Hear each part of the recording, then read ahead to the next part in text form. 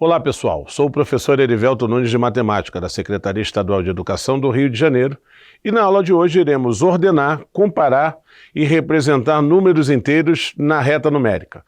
Também iremos calcular potência com números inteiros, identificar os elementos de uma figura espacial, suas arestas, faces e vértices, calcular área das faces e volume do cubo e do paralelepípedo. Inicialmente, iremos construir a ideia de números inteiros.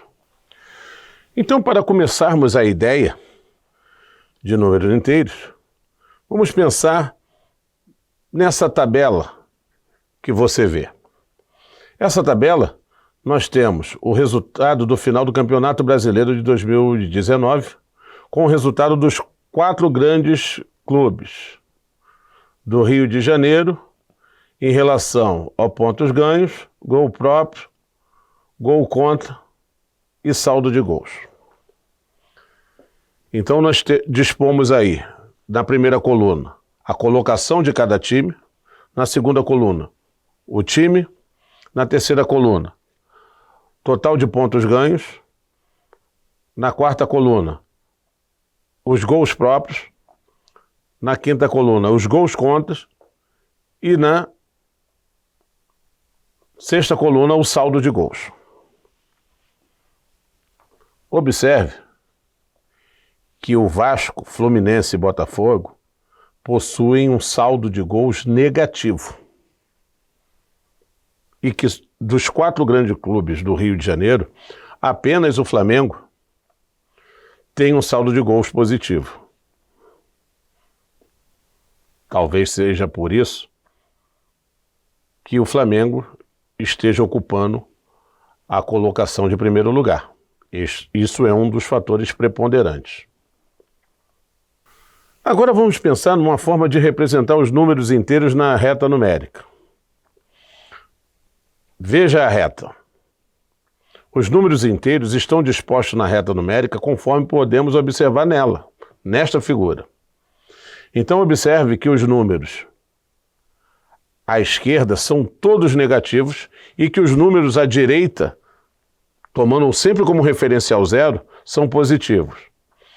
Quanto mais afastado um número negativo estiver do 0, menor ele será. E quanto mais afastado um número positivo estiver do 0, maior ele será. Uma outra forma também de verificarmos a existência de números inteiros pode ser através de um termômetro, conforme a figura a seguir mostra a vocês. No termômetro nós temos temperaturas positivas e negativas. Neste caso aqui, o termômetro está representando as temperaturas em graus Celsius. Veja agora a situação que se apresenta. Efetuar a soma entre os números inteiros 3.291 e menos 291. Observe que estarei somando um número positivo com um número negativo. Então, na verdade, para resolver este problema, basta determinar a diferença entre o maior e o menor valor e manter o sinal do maior valor. Então eu terei 3.291 mais menos 291, o resultado será 3.200. Observe a situação a seguir. Indique o número inteiro com o sinal que representa. O saldo obtido por um crédito de R$20 é um débito de 30.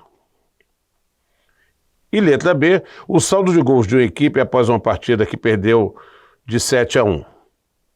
Na letra A, nós temos que o crédito é 20, mas o débito é 30.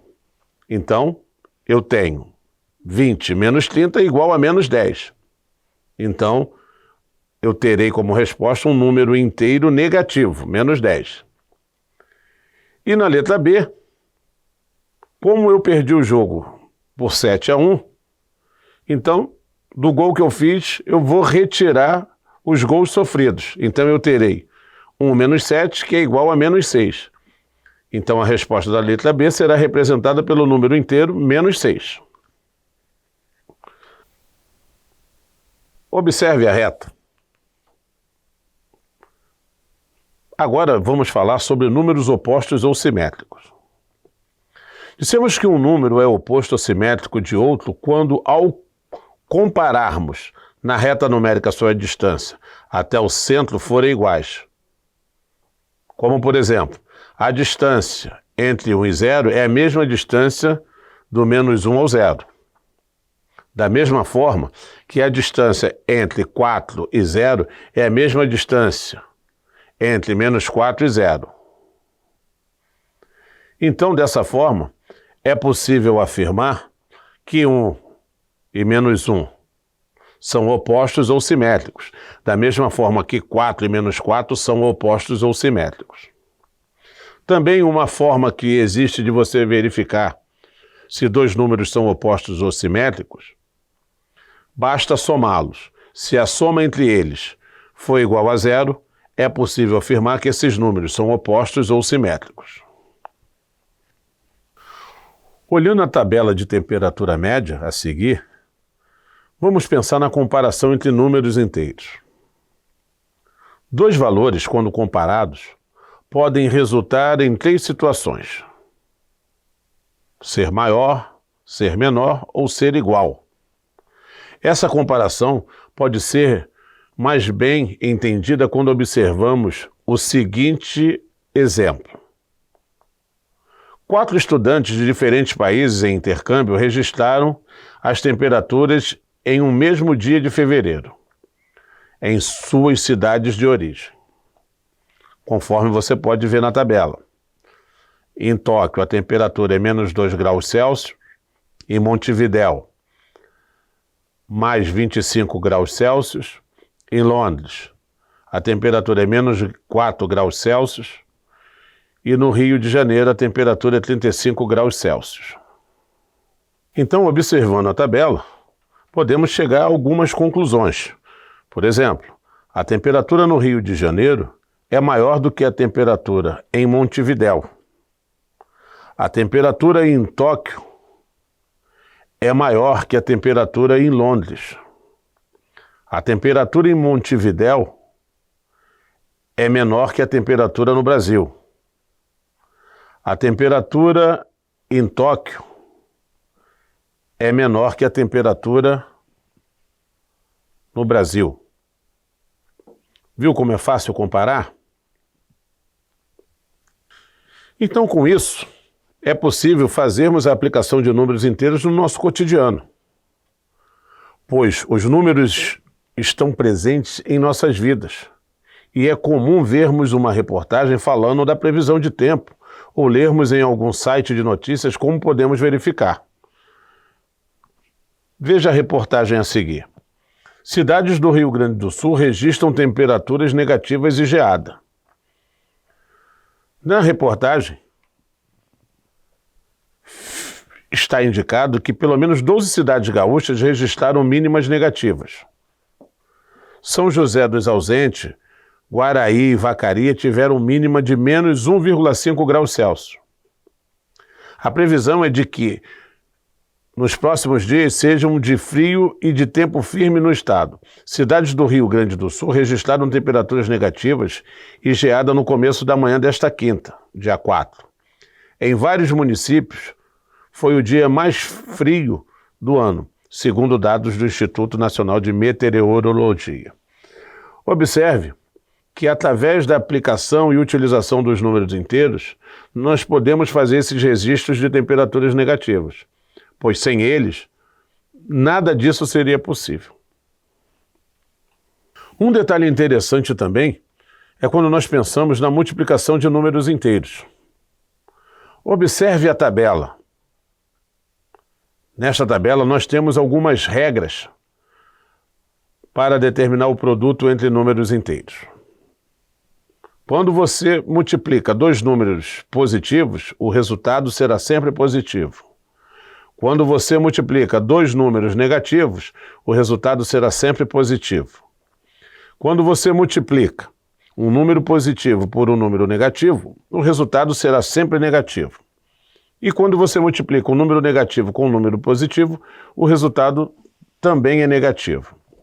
Em resumo, podemos dizer que quando você multiplica dois números de sinais iguais, o resultado será sempre positivo. E quando você multiplica dois números de sinais distintos, o resultado será sempre negativo. Vejamos agora algumas aplicações práticas.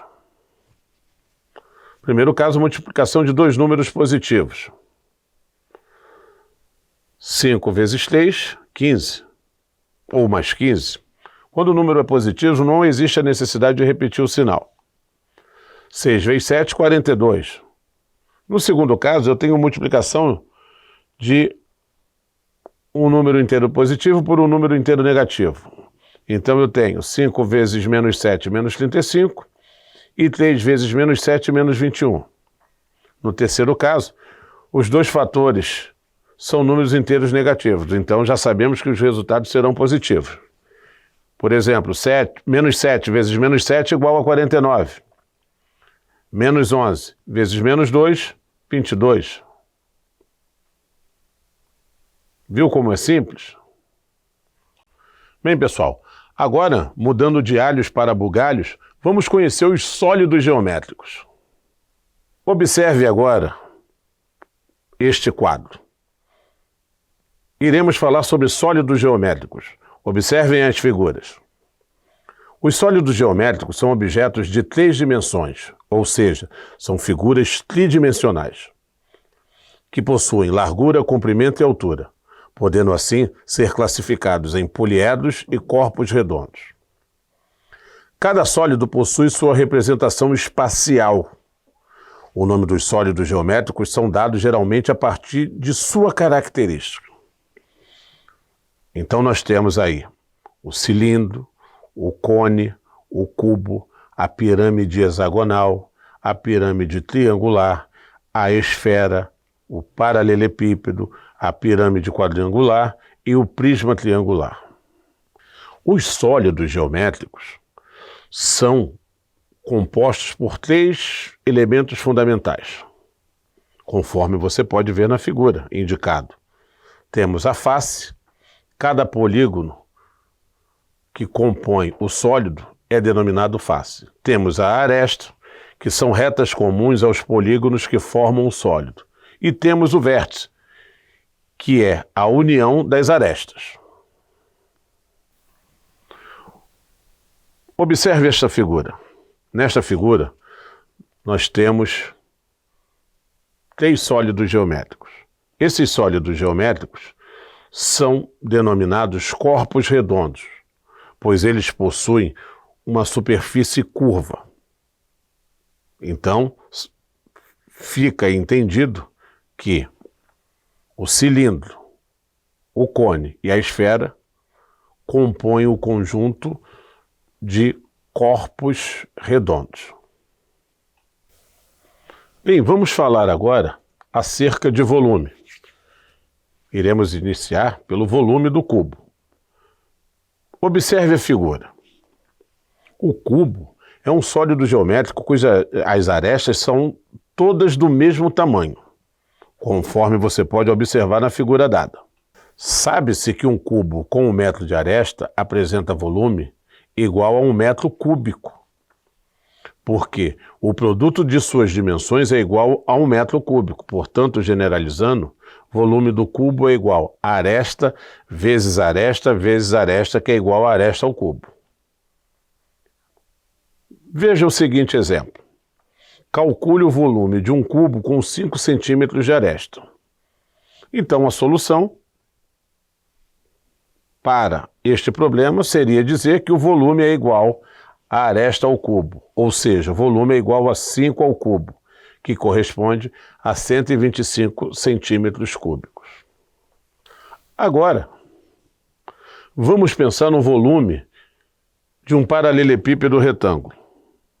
Observe a figura. O paralelepípedo retângulo é uma figura espacial cujas faces são retangulares. Temos abaixo alguns exemplos de paralelepípedo. Então vejam essas duas figuras aí apresentadas. Para calcular o volume do paralelepípedo, utilizamos a seguinte fórmula. Volume do paralelepípedo igual a comprimento vezes largura vezes altura. Então, pessoal, para melhor elucidar a ideia do volume de paralelepípedo, vejamos o seguinte exemplo. Calcule o volume de um paralelepípedo retângulo com 5 metros de comprimento, 2 metros de largura e 4 metros de altura. Para determinar o volume deste paralelepípedo, basta determinar o produto entre essas 3 dimensões. Então o volume será igual a 5 vezes 4 vezes 2, que é igual a 20 metros cúbicos. Então, agora vamos retornar à ideia de conjuntos numéricos, para podermos falar sobre a comparação de números racionais. Observe o diagrama que se apresenta.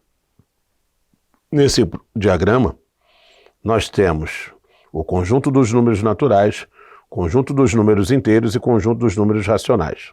Conjunto dos números naturais representado por n, que está ali indicado por 0, 1, 2, 3. Conjunto dos números inteiros, representado por z, cujos termos são, além dos valores do conjunto dos números naturais, menos 1, menos 2, menos 3, etc. E o conjunto dos números racionais, representado por q, que além dos valores dos conjuntos dos números naturais e inteiros, tem também os elementos menos 1/2, menos 2,5, menos 0,3 e 2 sobre 7. Então, com base neste diagrama, podemos concluir que n está contido em z, z está contido em q e n está contido em q. Ou seja, o conjunto dos números naturais faz parte do conjunto dos números inteiros, que faz parte ao conjunto dos números racionais.